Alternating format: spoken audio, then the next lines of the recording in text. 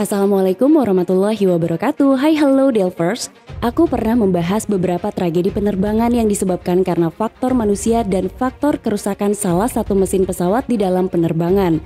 Nah, di video kali ini yang akan aku bahas adalah mengenai beberapa tragedi penerbangan yang disebabkan karena faktor cuaca. Kita akan langsung masuk ke informasinya. 1. Tragedi penerbangan KLM dan Pan Am.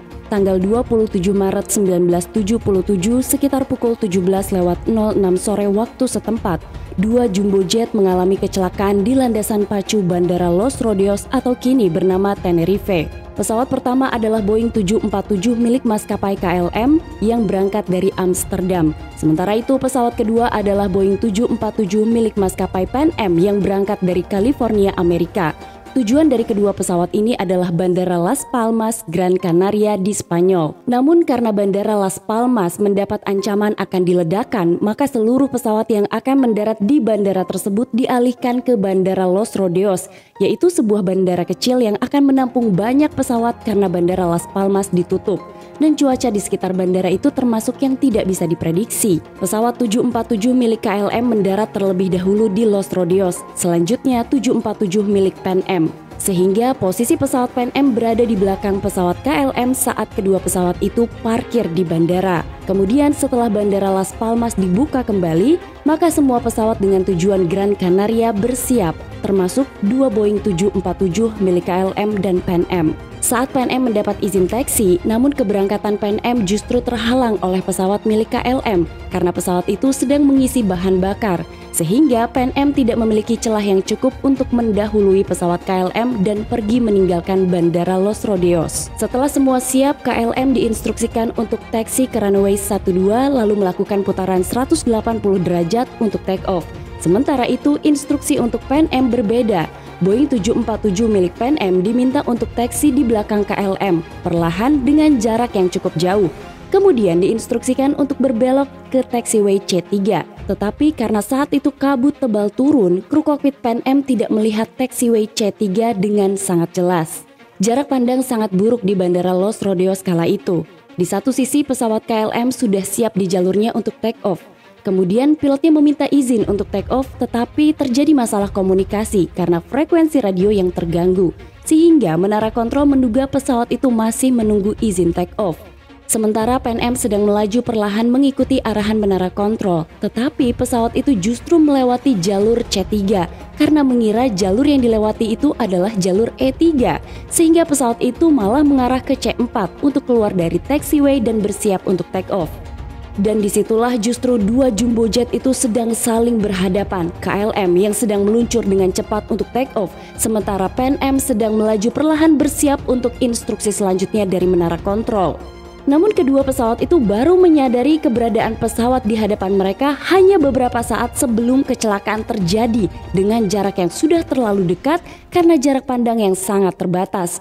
Sehingga kecelakaan tidak bisa dihindari meskipun kedua pilot penerbang dari masing-masing pesawat berusaha untuk menghindar.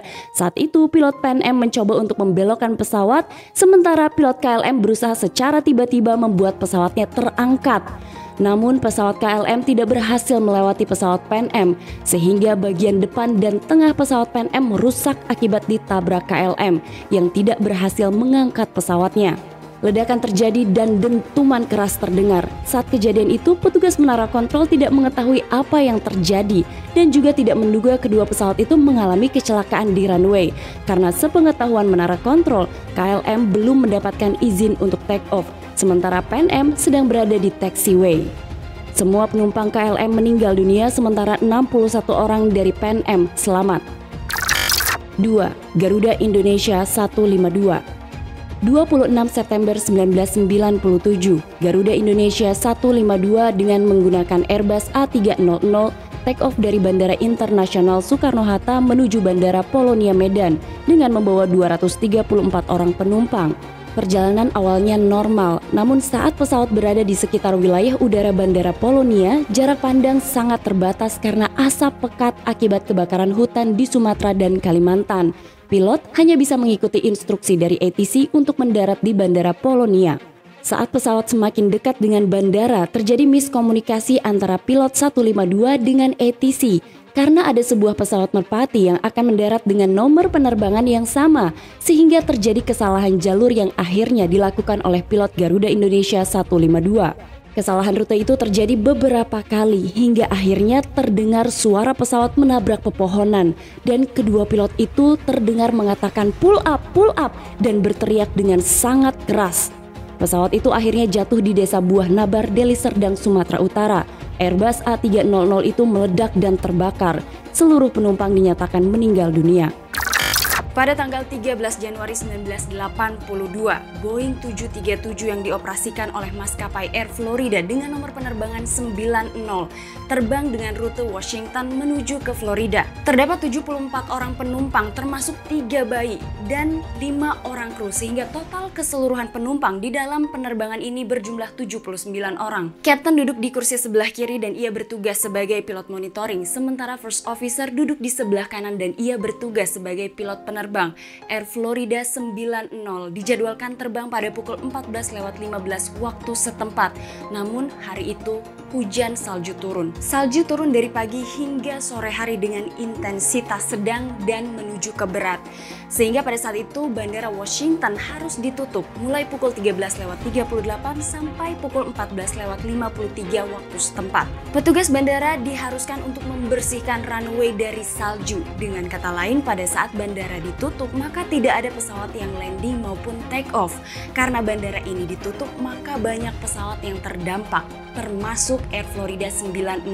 Pesawat ini mengalami delay atau keterlambatan keberangkatan. Pada pukul 14.20 waktu setempat, Kapten meminta kepada kru dari maskapai untuk membersihkan pesawat dari es. Maka petugas datang dan segera membersihkan pesawat dari permukaan es. Dan pada saat itu dari laporan petugas diketahui bahwa es yang menutupi pesawat setebal 1 inch. Kapten meminta kepada petugas dari maskapai untuk segera membersihkan es sebelum bandara ini dibuka.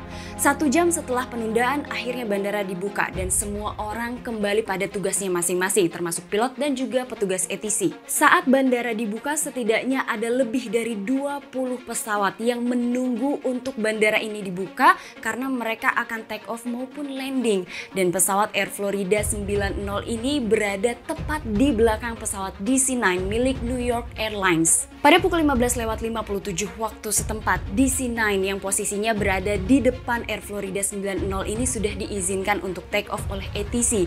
Maka kru dari Air Florida 90 segera menyelesaikan checklist sebelum take off. Beberapa saat kemudian pesawat ini mulai taxi dan hold di runway 36. Kemudian setelah itu mereka mendapatkan izin untuk take off. Kapten mengatakan kepada First Officer, "Get your throttle." Mesin pesawat berakselerasi dengan tajam. Kemudian First Officer mengatakan ada sesuatu yang tidak beres, bukan?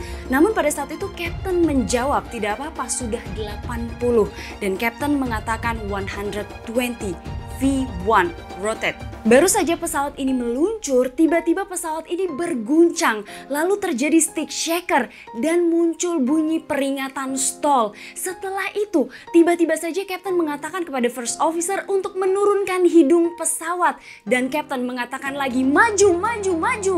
Mengutip dari Air Crash Investigation, ada salah seorang penumpang selamat bernama Joe Stiley. Ia adalah pengusaha dan juga sekaligus pilot pribadi dan ia menjelaskan dan memberikan keterangan bahwa pada saat pesawat ini sedang meluncur dan mulai terangkat, ia sudah merasakan ada sesuatu yang beda.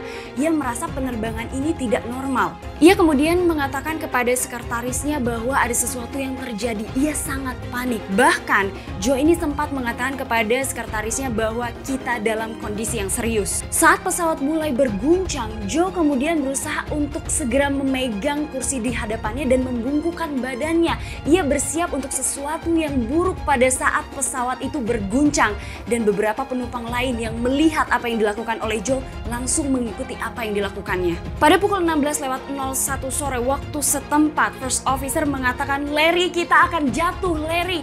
Dan Kapten hanya menjawab, "Iya, aku tahu." Dan mereka berdua berusaha untuk menaikkan kembali pesawat, namun usahanya sia-sia. Kemudian pesawat Air Florida 90 ini menabrak jembatan 14th Street yang berada di atas Sungai Potomac. Kemudian setelah itu pesawat jatuh jatuh ke dalam sungai Potomac yang membeku. Kejadian ini terjadi hanya sekitar 1 menit setelah mereka take off dari bandara dengan jarak 0,75 nautical miles dari ujung runway 36. Kesaksian dari Joe Staley pada saat ia mengetahui pesawat ini menabrak jembatan, ia bahkan tidak memikirkan apapun, pandangannya gelap. Hanya satu hal yang ia yakini, bahwa pesawat itu dalam posisi terbalik. Saat Joe Staley ini sadar, ia mengetahui bahwa pesawat ini mulai tenggelam karena air sudah ada di antara hidung dan mulutnya. Maka ia kemudian bergegas untuk berusaha keluar dari kursinya. Namun sayangnya, kedua pergelangan kakinya patah sehingga ia kesulitan untuk keluar dari pesawat. Ia masih sempat berusaha untuk membantu sekretarisnya keluar juga dari pesawat. Akhirnya kedua orang ini bisa keluar dari reruntuhan pesawat dan akhirnya mengapung di permukaan air. Tim penyelamat datang 3 menit setelah terjadinya kecelakaan. Berita mengenai kecelakaan ini langsung tersebar. Banyak penduduk sekitar yang langsung menuju sungai Potomac dan juga tim evakuasi yang datang. Tim evakuasi yang pertama datang adalah polisi dan juga helikopter dari Park Ranger. Pada saat itu mereka mencoba untuk melemparkan tali dan juga pelampung untuk bisa menyelamatkan 6 orang penumpang yang selamat dari kecelakaan ini. Pada saat proses evakuasi terekam ada seorang pria yang diketahui namanya adalah Arlan William. Ia sempat melambaikan tangannya ke atas permukaan air. Ketika tim evakuasi melemparkan tali ke Arlan William, yang ia lakukan adalah memberikan tali itu ke penumpang lain yang kemungkinan selamatnya lebih besar. Karena boleh jadi ia berpikir bahwa kemungkinan ia untuk selamat sangat tipis. Dan akhirnya Arlan William tidak dapat diselamatkan. Ia meninggal pada saat proses evakuasi sedang berlangsung. Sementara dari keterangan Joe Staley, ia menyebutkan pada saat terjadinya proses evakuasi, awalnya ia putus asa. Ia tidak bisa berenang karena kedua pergelangan kakinya terluka atau patah. Dan ia mengatakan kepada sekretarisnya untuk segera dievakuasi. Beruntung tim evakuasi segera menyelamatkan keduanya. Helikopter evakuasi ini terbang dengan sangat rendah untuk bisa menyelamatkan para penumpang. Menurut tim evakuasi pada saat itu terlalu beresiko apabila mereka mengevakuasi dengan masuk ke dalam air. Bahkan kesaksian dari Joe Staley menyebutkan bahwa banyak orang yang berkumpul di sekitar sungai tapi mereka tidak bisa melakukan apapun. Proses penyelamatan para penumpang ini sangat sulit. Salah satunya adalah ketika tim evakuasi berusaha menyelamatkan salah seorang penumpang wanita bernama Priscilia. Berkali-kali tim evakuasi mencoba untuk menyelamatkan, namun berkali-kali tim evakuasi gagal. Hingga akhirnya ada salah seorang tim evakuasi yang langsung melompat ke dinginnya air sungai itu tanpa memikirkan keselamatannya. Beruntung keduanya selamat. 45 menit waktu yang dibutuhkan untuk menyelamatkan 5 orang. Hanya 5 orang dan 74 penumpang lainnya dinyatakan meninggal. Dan ada 4 orang di dalam kendaraan yang ikut meninggal dunia karena pesawat ini menabrak kendaraan mereka. 4. Delta Airlines 191. Tanggal 2 Agustus 1985, Lockheed L1011 Tristar yang digunakan oleh Delta Airlines dengan nomor penerbangan 191 terbang dengan rute Florida menuju ke Los Angeles dan akan transit di Dallas, Texas. 163 orang penumpang ada di dalam pesawat itu. Sebelum take off, pilot melakukan pemeriksaan cuaca di wilayah Texas. Menurut informasi akan terjadi hujan deras dan badai di daerah tersebut. Pesawat itu kemudian take off menuju ke Dallas, Texas. Beberapa kali diskusi mengenai rute dan ketinggian dikomunikasikan antara petugas menara kontrol dan pilot 191. Kemudian masuk instruksi dari menara kontrol agar pesawat mendarat dengan ILS approach. Selanjutnya ada laporan dari pilot American Airlines. Mereka menyebutkan adanya hujan yang sangat deras sebelum mereka melihat keberadaan bandara. Sementara itu 191 mulai mendekati bandara dan cuaca semakin buruk. Ketinggian dan kecepatan pesawat itu sudah diatur, begitu pula dengan flap dan roda pendaratan. Namun tiba-tiba 1 menit kemudian pesawat kehilangan ketinggian dan kecepatan. GPWS berbunyi dan deru mesin terdengar lebih keras. Namun pesawat itu tidak bisa kembali terangkat. Pesawat itu justru terus meluncur di sebuah jalan raya, menabrak kendaraan, sempat sedikit terangkat lalu jatuh kembali menghantam tanah. Pesawat terus meluncur beberapa meter dan menabrak tangki air, sehingga terjadi ledakan pesawat yang sangat besar. Pesawat itu hancur berkeping-keping. Awalnya tim evakuasi menduga seluruh penumpang meninggal dunia. Namun ajaibnya 27 orang selamat dalam kondisi luka-luka dan ada 2 orang di darat yang dinyatakan meninggal dunia akibat peristiwa tersebut. Setelah dilakukan investigasi, barulah diketahui bahwa penyebab kecelakaan pada penerbangan Delta Airlines 191 adalah karena pesawat itu terbang di cuaca yang sangat buruk dan microburst terbentuk di ujung landasan tempat pesawat itu akan mendarat. Microburst inilah yang mengakibatkan pesawat yang seharusnya sudah bisa mendarat kembali terangkat dan terhempas di ujung runway. Dan apapun yang dilakukan, kru penerbangan 191 tidak bisa membuat pesawat itu selamat. Nah, itulah informasi dari channel Tamara Delf mengenai beberapa tragedi penerbangan yang disebabkan oleh faktor cuaca. Semoga dari sejarah penerbangan ini kita bisa mengambil hikmah dan pelajaran sehingga kejadian seperti itu tidak akan terulang kembali. Hai halo Delvers, ini saatnya aku untuk bacain 3 komen kalian ya. Yang pertama adalah dari Cat House Marla. Oh ya, ini aku bacain komen dari beberapa maskapai yang mendapatkan predikat bintang 2 dari Skytrax. Yang pertama adalah dari Cat House Marla. Kalau saya pribadi mewajarkan sih, ya betul sesuai budget sih. Tiketnya murah, dapetnya ya sesuai harga lah. Kemudian yang kedua adalah dari Andika Setiawan. Kak Tamara minta doanya, saya lagi sakit dirawat di rumah sakit karena kecapean gak kerasa tiba-tiba saya pingsan. Mohon maaf lahir dan batin, semoga Kak Tamara dilancarkan rezekinya dan semoga sehat selalu, amin. Amin, terima kasih. Cepat sembuh untuk Kak Andika Setiawan ya. Kemudian yang terakhir adalah dari Brilian Tranda. Kak, aku pernah naik pesawat PIA, Pakistan International Airlines, dan dari Pakistan ke Cina pakai pesawat Airbus A300.